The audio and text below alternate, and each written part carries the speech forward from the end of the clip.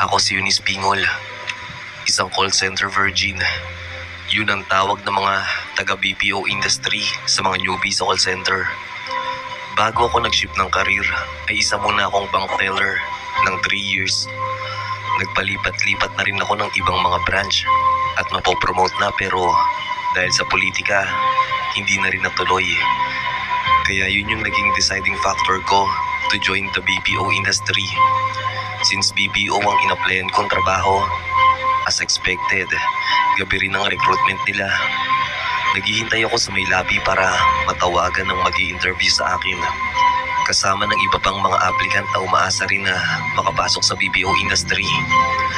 Matapos ang halos 1.5 oras na paghihintay, tinawag na ang pangalan ko ng isang babaeng may hawak ng mga papel.